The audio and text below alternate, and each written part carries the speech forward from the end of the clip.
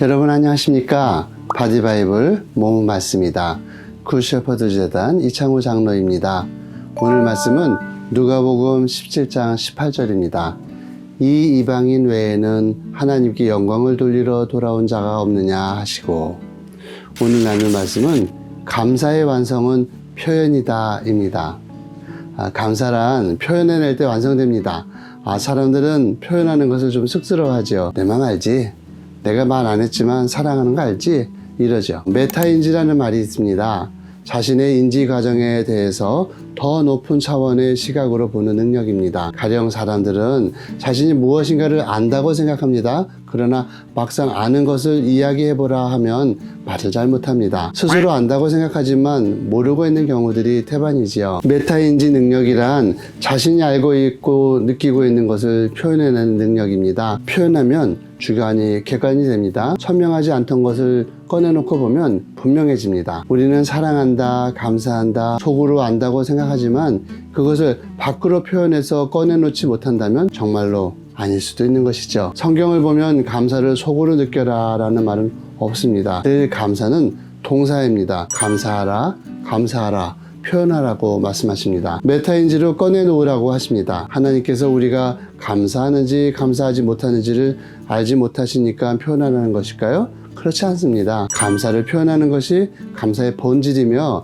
또 표현해낼 때 진정한 감사가 되기 때문인 것이죠. 표현되지 않고 자기 주관에만 머물고 있는 사랑, 감사, 그것은 사랑과 감사의 본질이 아니고요. 사랑과 감사가 되지 못하는 허상인 것입니다. 1860년 9월 폭풍우가 몰아친 어느 밤 미국 노스웨스턴 대학 캠퍼스 인근 미시간 호에서 여객선이 침몰해서 287명이 사망하는 대형 참사가 발생했습니다. 그때 수영 선수였던 에드워드 스펜서는 무태서 800m나 떨어진 그 침몰 현장을 16차례나 헤엄쳐 오가면서 17명을 구조해냈습니다. 그는 탈진에 쓰러진 뒤에 제대로 회복하지 못해서 평생을 휠체어에 의지하는 그런 사람이 되었죠. 국민적 영웅으로 칭송받던 스펜서가 사망의 1년 전인 80살 생일에 한 신문 기자가 그를 인터뷰했습니다. 그 비극적인 밤 이후에 무엇이 가장 기억에 남나요? 기자의 질문에 스펜서는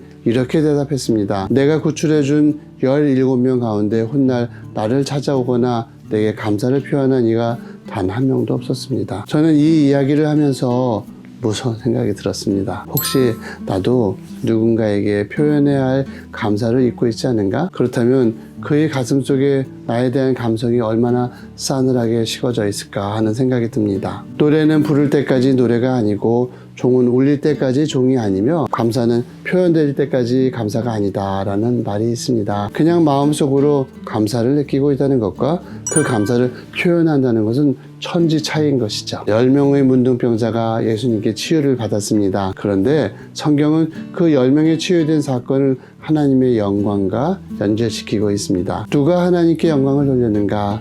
누가 하나님의 살아계심과 그분의 살아 역사하심을 나타내 보였는가? 치유받은 그 자체가 아니라 돌아와서 감사한 한 사람이었다고 하십니다. 이 이방인 외에는 하나님께 영광을 돌리러 돌아온 자가 없느냐? 감사는 그 본질상 표현되어져야 하는 것이고요. 표현되는 감사가 하나님의 영광을 드러내게 되는 것입니다. 마치 예술가의 작품에 공감하는 일과 비슷합니다. 예술가가 작품을 만들어내는 이유는 자기 만족이 아닙니다. 자신이 표현한 작품에 사람들이 어떻게 반응해 주느냐입니다. 사람들이 그의 예술 작품에 공감으로 표현해 줄 때 예술가의 영광이 나타나는 것입니다. 하나님을 향해서 은혜 베푼 사람들을 향해서 내가 감사합니다 라는 표현을 할 때 그 감사가 영광을 되돌리는 예술이 되고요. 그가 베푼 친절과 진실함의 의미를 되살아나게 하는 힘이 된다는 것입니다. 감사를 표현한다는 것은 작품에 생명을 불어넣는 것과 같이 그 은혜를 베푼 존재에게